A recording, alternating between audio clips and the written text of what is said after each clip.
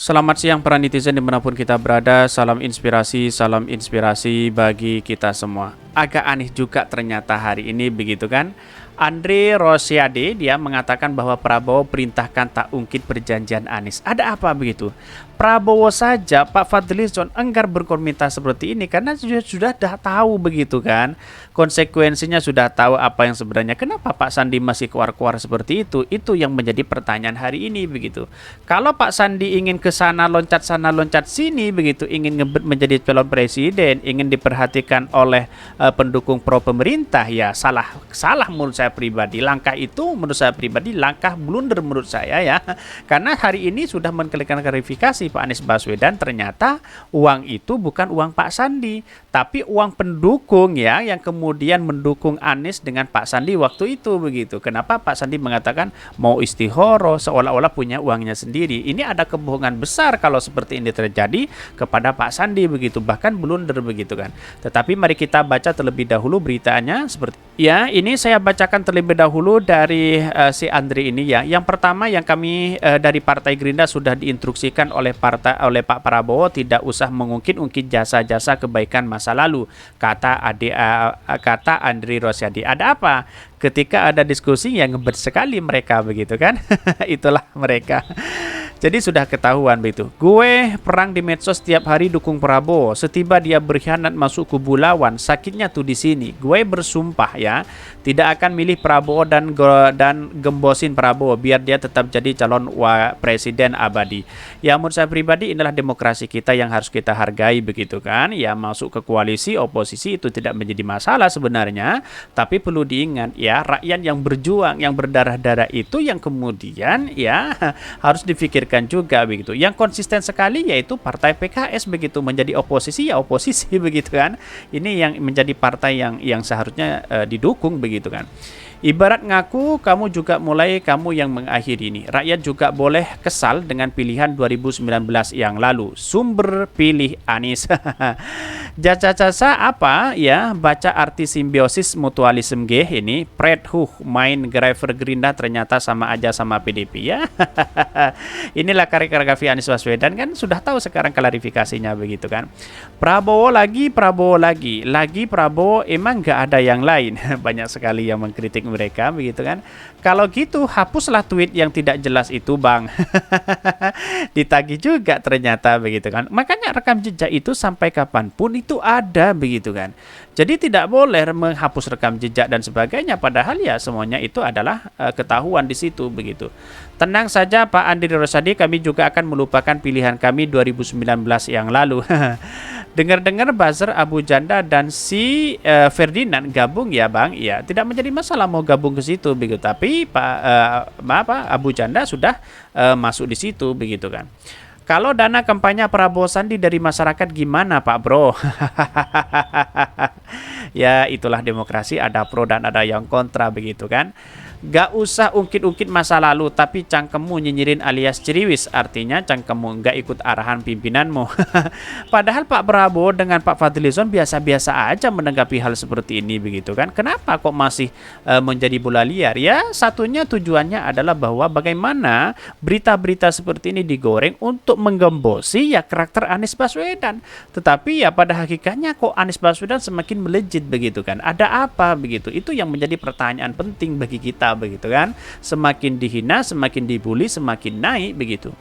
Nggak usah ungkit-ungkit masa lalu itu, inilah Abih main partai angku bah di pilkada ya sumber Allah terbukti insyaallah 2024 jo ku bagaimanaan Abih main mah.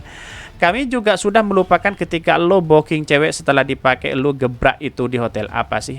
Prabowo Sandi panik lihat Anies melejit sendiri. Seharusnya Prabowo itu mundur, sudah 3 kali nyalon kalah melulu. Tiketnya harusnya diberikan kepada Pak Sandi. Sekarang itu eranya Anies.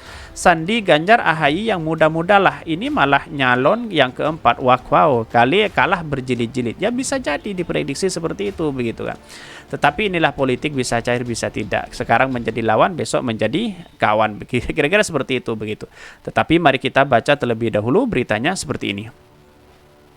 Ini beritanya ya, Andre Rosiade ya, Prabowo perintahkan tak ungkit perjanjian Anies Baswedan. Bahkan di Jakarta, Ketua DPD Partai Gerindra Sumbar sekaligus anggota Dewan Pembina Partai Gerindra Andre Rosiadi mengungkapkan, ya, Ketua Umum Partai Gerindra Prabowo Subianto memerintahkan kadernya tak mengungkit soal perjanjian Pilpres dengan Anies Baswedan sebab perjanjian itu konsumsi internal dari Partai Gerindra. Bahkan yang pertama yang kami dari Partai Gerindra sudah diinstruksikan oleh Pak Prabowo tidak usah ungkit-ungkit. Ya, karena Pak Prabowo sudah tahu sebenarnya begitu kan. Walaupun pada hakikatnya Pak Sandi yang merusak ini, pasti Pak Prabowo juga kena begitu kan. Pak Fadlizon juga kena, Partai Gerindra juga kena, kan begitu logika kita begitu kan. Andri sempat bertanya dengan pimpinan Partai Gerindra soal ucapan Sandiaga Uno yang salah satu podcastnya yang bicara perjanjian Prabowo dan Anies. Andri mengatakan pernyataan Sandiaga Uno merupakan sikap pribadi. Wow, sekarang sudah mulai sikap pribadi begitu. Tapi kan dampaknya ke Partai Gerindra begitu. Karena apa? Karena Pak Sandi mengatakan bahwa tanyalah kepada Pak Fadlizon begitu kan, seolah-olah dia melempar begitu kan, melempar batu sembunyi tangan. Nah, inilah yang kemudian menjadi satu catatan penting bahwa ya, bahkan ya kecerdasan Pak Fadlizon mengatakan ya suruh tanya kepada Pak Sandi begitu kan, karena seolah-olah ini apa, seolah-olah di satu sisi ingin mencederai Pak Prabowo, di satu sisi ingin menyerang Anies Baswedan begitu kan, seperti itu logikanya begitu kan. Jadi wallahu alam apa yang sebenarnya terjadi kepada Pak Sandi begitu kan ya. Mungkin ada politik-politik terselubung yang dimainkan begitu kan. Kok main seperti ini begitu kan. Bahkan dia mengatakan Prabowo Subianto, kata Andri, tetap memerintahkan kader Gerindra tak mengungkit menyangkut perihal masa lalu. Sebab soal perjanjian Prabowo dan Anies merupakan konsumsi internal Gerindra. Kalau sikap Partai Gerindra jelas, ini konsumsi beradi. Pak Prabowo sudah instruksikan kepada kami semua, tidak usah ungkit-ungkit kebaikan kita. Tidak usah ungkit-ungkit jasa kita. Itu jelas perintah Prabowo kepada kita, ucap Andri. Andri menegaskan juga bahwa perjanjian Prabowo dan Anies soal pilpres ada, namun Andri mengatakan tak ada soal tahun dalam perjanjian Prabowo dan Anies. Saya ingin pastikan perjanjian itu ada, tidak ada kalau soal tahun enggak ada tahunnya di perjanjian itu selama Pak Prabowo nyalon presidennya, imbuhnya. Ya kalau kan masih multitafsir begitu kan. Artinya masa seorang Sandi ya tidak boleh mencalonkan presiden, seorang Anies Baswedan tidak boleh menjadi calon presiden ketika Pak Prabowo masih mau mencalonkan diri. Di mana letak logikanya? Kok demokrasi diatur seperti ini begitu kan? Walaupun ini mungkin hal yang baru, ya perlu dicatat bahwa ini akan mencederai satu sisi dari dari demokrasi kita. Kan seperti itu logika kita begitu. Inilah politik kita hari ini, demokrasi kita harus tahu begitu kan.